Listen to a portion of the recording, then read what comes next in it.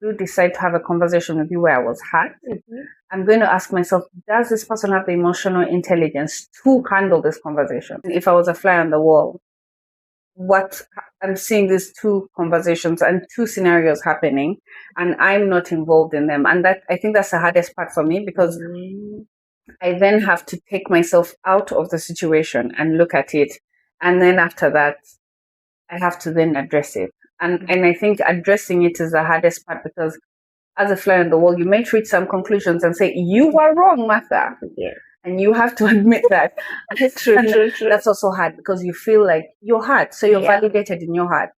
And sometimes when you're validated in your heart, you don't see anything. You don't think you did anything wrong, which is hard. So doing that, and while I do this process, I'm also the type of person who wears my feelings on my face. But that whole process is so draining for me, because there are so many things and so many, and it's even annoying, because you have to justify some of the things the person did, where they came from. And yet it would be also better if you could have a one-on-one conversation where you ask and hear the other side of the story. Of course, after processing, you come.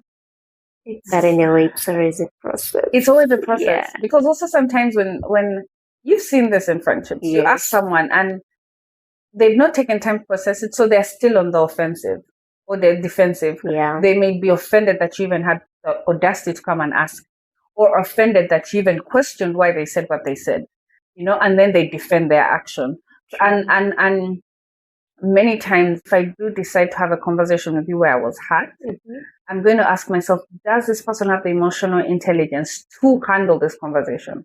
If I know they don't, then I don't even bother. Like, okay, whoever will pick up, it won't be the same, but we'll pick up. Yeah, super. I think because we are wired differently, I would prefer to process than also come to you and say, hey, Martha, ABCD happened, and I hear from you. So that's why I'm like, being in my head kills me.